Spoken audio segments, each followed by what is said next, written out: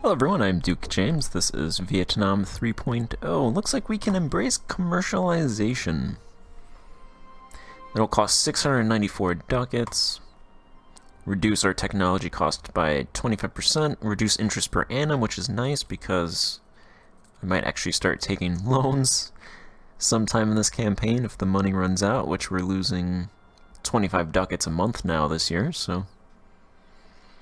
At rates, burning through cash at rates like this, bound to take a loan eventually, unless they can keep looting China. So that'll actually cut the interest per annum in half, which is nice.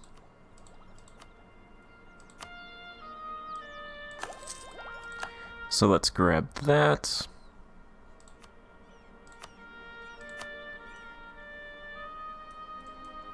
And because I spawned it over here, now everybody else is going to get it, which is unfortunate. I'm pretty much bringing it over here for everyone else to take advantage of.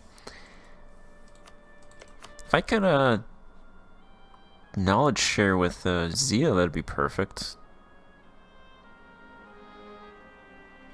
They're unable to embrace any of our institutions.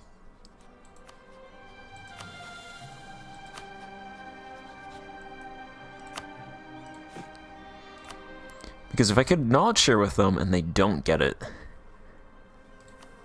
then I would just take their money. Pretty sure at one point I could do that. Hopefully none of these guys up here get that for a long time. But that means that I can go ahead and open up a fuel industry here. A coal industry.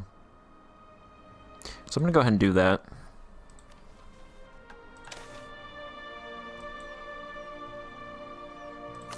Coal.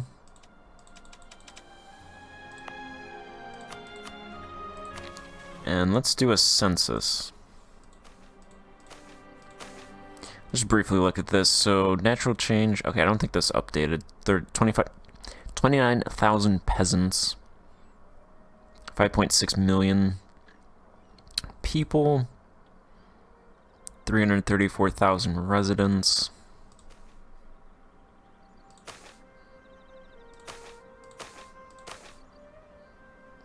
Food dropping 1525. Fuel is 157, so that's what coal gives. So I'm going to invest a lot into this province. There's people migrating out of here, so I'll put 100 ducats in that province and see what it does in terms of fuel production. That is mines.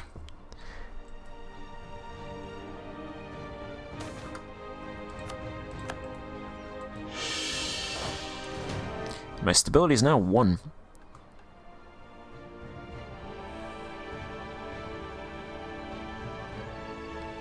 So I could encourage service substitution. I think I'm going to hold off on that. I want to formalize the military administration. This gives some 5% army professionalism and negative 0.5% yearly army tradition decay. Also makes the nobles invest less. But I'm pretty sure it increases base manpower. Also reduces noble gravity.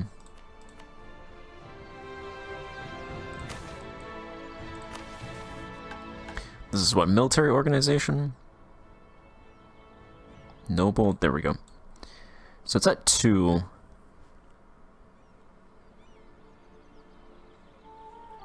Okay, it reduces the base manpower from peasantry subject to feudal dues.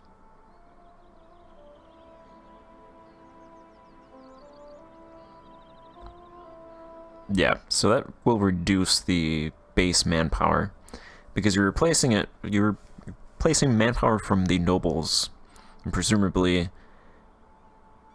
taking it from the bureaucrats, the bureaucracy, by doing service infrastructure. So you'll increase your manpower with this one,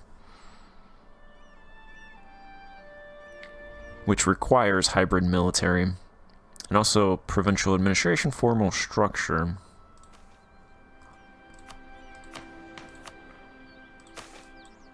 Which is, I believe, Yeah, it's this one. Which requires bureaucratic influence and 50 average autonomy or lower.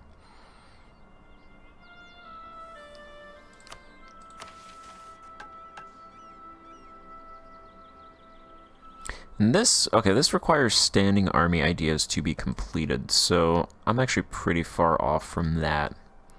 So I'll probably work on some other reforms first, like direct or indirect taxation, once I get the influence needed for that stuff.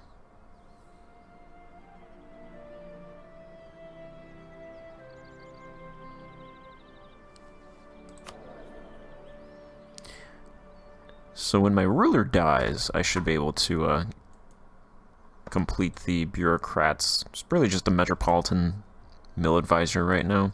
That is increasing 0.138 per month, so that should tick up. Those guys are gonna drill. Also, my prestige is lower, so that reduces my morale of armies. So, and also fort defense. If I can get that up and have that stay up, that will help during the fighting as well. These guys are fighting Andhra. I need to be rival to them in order to fight them. To loot them.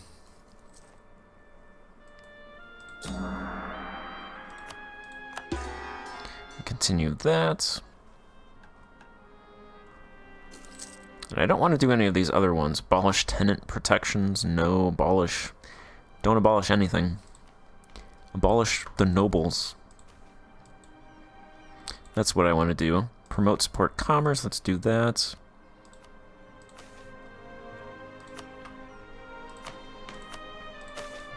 Grand celebrations, 360 ducats. Yeah, I'll pay that.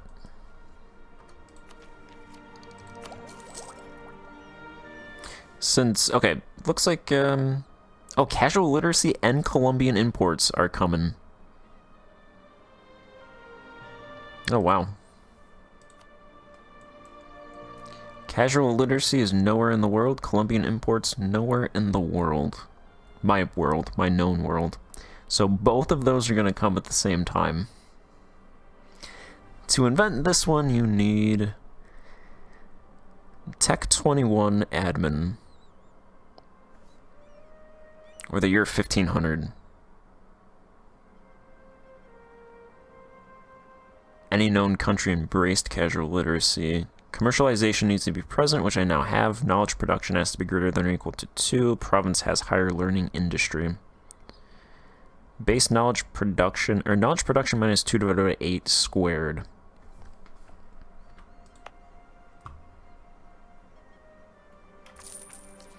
What's our knowledge production in this province? 52 academic size. Oh, knowledge production. Higher education knowledge 2. I believe that combines religious education as well, so that produces 2.8 knowledge. So that's 4 knowledge production in our capital. So that's 2 divided by 8 squared. Progress-wise. I'm going to go ahead and invest 10 ducats there, 10 ducats there, and 10 ducats down here into that. Actually, I'll do 30 ducats into all of those provinces. And I'll do 10 ducats there.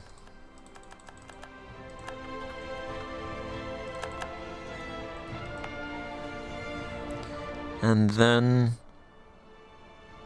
farmlands is pretty negative here. It's decreasing. The size of the farmlands is decreasing in this province. Yeah, that was at 1,062, so that was capped, and now it's decreased to 842 because of the unprofitability. I feel like I always want to build something in my capital, so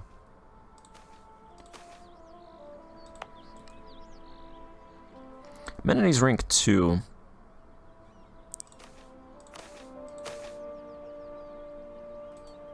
Yeah, I'm going to build amenities rank 3 in the capital. And then I'm going to put 10 ducats into the industrial property in all of the provinces with trade modifiers.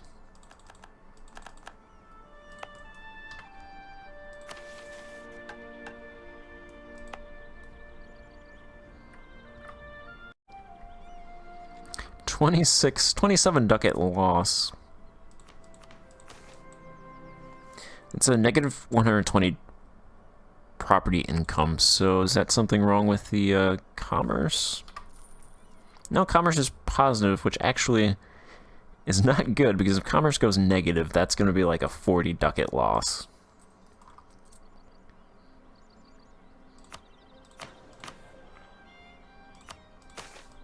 Who has stuff that I can steal? The clergy actually have 13% of the farmland in the country.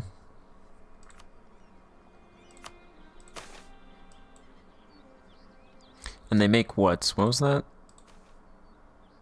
They make 342 ducats. The nobles make 800 ducats, and the burghers make 600 ducats.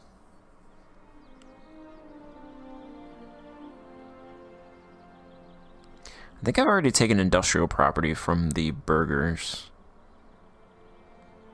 Nobility actually have 11% of the industrial property.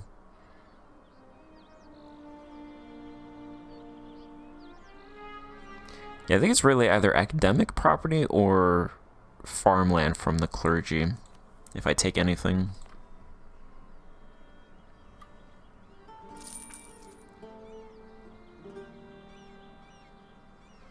Clergy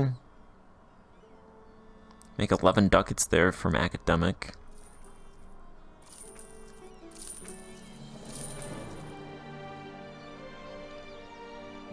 I imagine that's going to drop.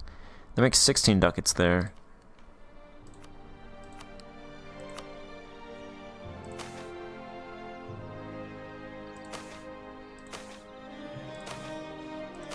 Let's see, how much property would I take from them?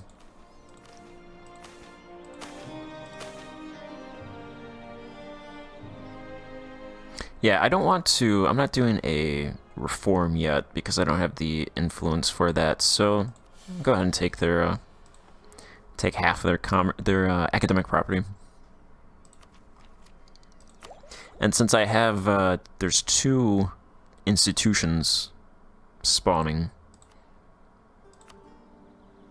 which this actually, yeah, this, so casual literacy caps at 50%.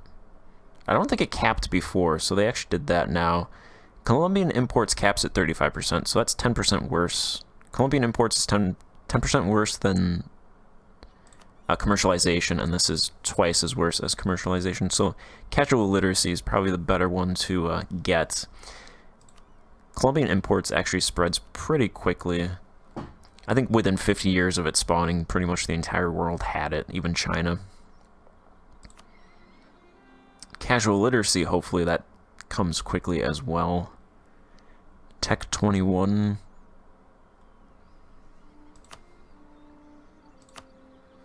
So I'm going to take a whole bunch of techs while this is low.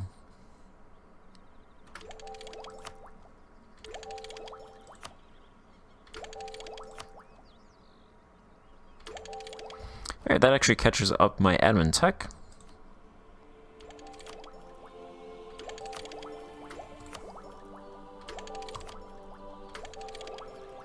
And 1 behind catching up my dip tech, so I wasn't, I guess technically I did plan to take a bunch of techs, but I didn't think I would take this many techs. That was 9 techs we took. So maximum resource size increases by 2, we get another idea group. Corruption decreases, corruption increases by 0.02.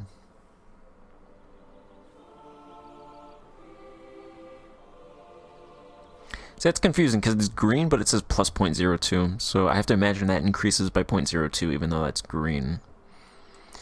We can steal maps, a little bit of Navy morale increase, which doesn't really matter because I'm not going to compete on navies. We can support rebels, that's actually pretty good. There's probably a lot of rebels in China's future. Stability increase, stability cost interval, negative 1%. This one reduces corruption by 0.01. A little bit of max centralization, naval force limit modifier increased, some navy morale, ship durability, trade range, settler growth, different ships, yearly centralization increases 0.01, and we unlocked force march. It's probably the most important thing, running away from China.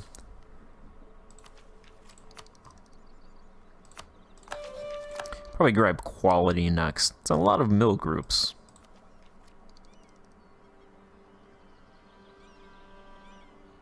I'm still not even finished with fortification ideas. The last fortification idea, -3 national unrest, is probably the, I'd say that's worth taking. Although it's not as important, because I'm not expanding, so probably eventually take that. The next standing army idea is actually 1 national unrest. So that's 4 national unrest reduction from that. Probably want to hit this one, though, to reduce my yearly army tradition decay and get a little bit of army professionalism increase. But all I know is I need a lot of mill points.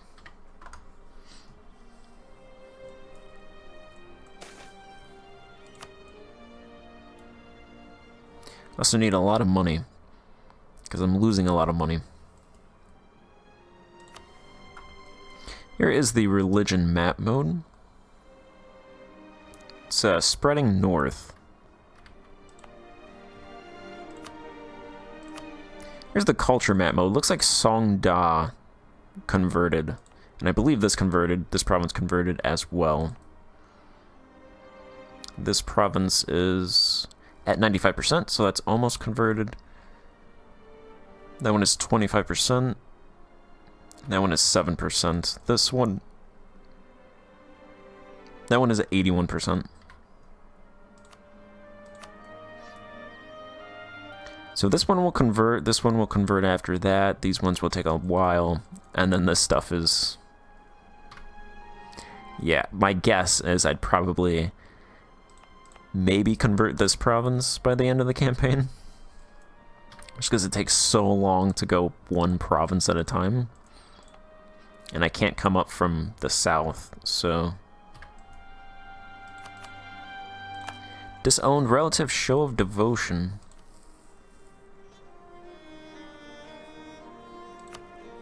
The noble's power is decreasing 0.06 per year.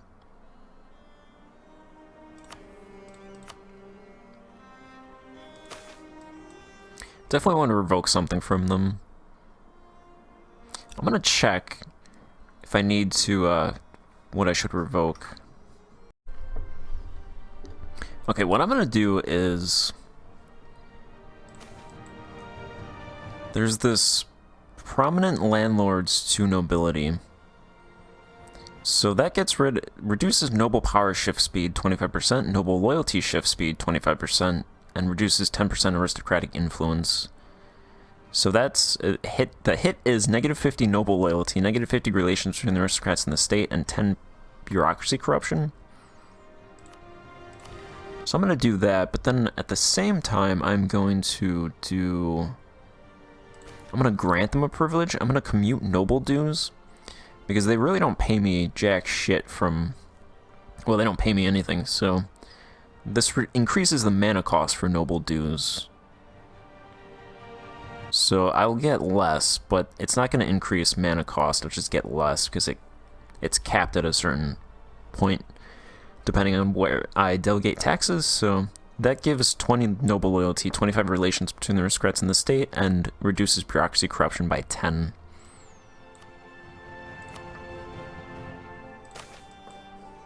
And then I'll go ahead and disown an unpopular relative, and not the other thing. There's 2 things. Should probably come up later, actually. Alright. And then there's a couple reforms. Well, there's 3 reforms with the bureaucracy that I need to do.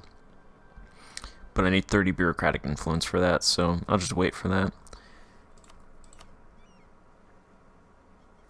And then I'm going to go ahead and expand the bureaucracy. That gives some state reach, and then I'm going to provide grain. Full grain provisions. So that should help out with stability-wise.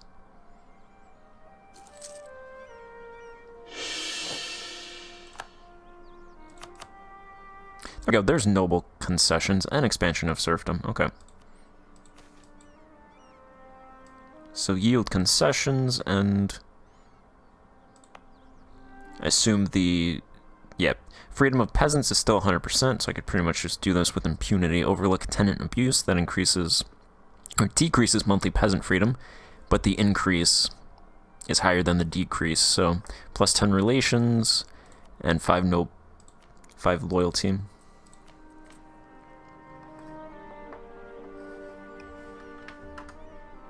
For some centralization, pretty much.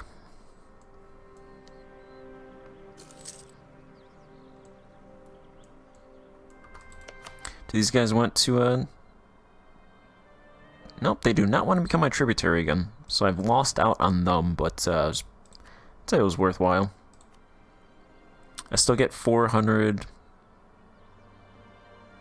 6 to 700 from the other 3 countries, so... Not bad. Make do. Because I have to.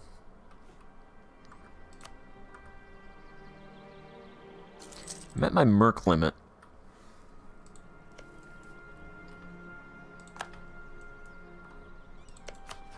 Come on, Bengal, rival me. Don't want to rival Ayatatha yet.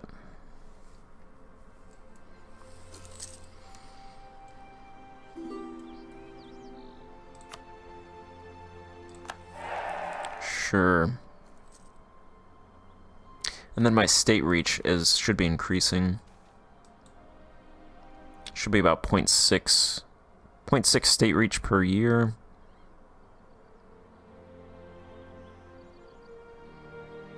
Autonomy 1.24, so that's definitely increasing.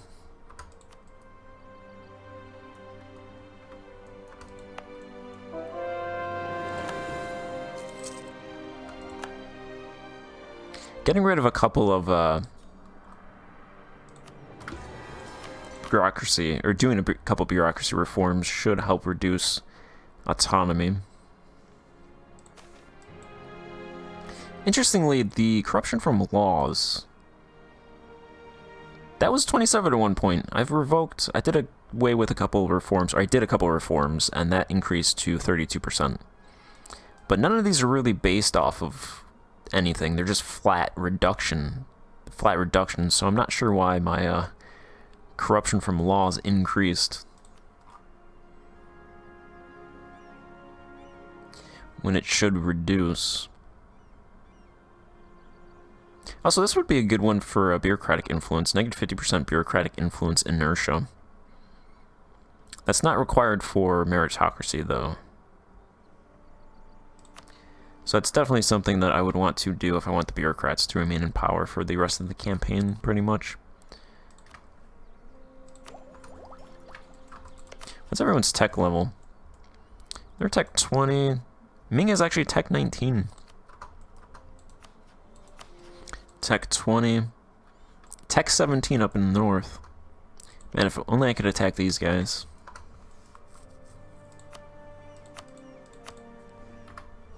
I don't care about navies. Bengal actually has 103,000 men. With no manpower. That's a lot of men that they have over there. Ming has 98,000 men. Song only has 44,000. Xia has 30,000. Yuan has 34,000. Song with their 98,000 men. Somebody hold me.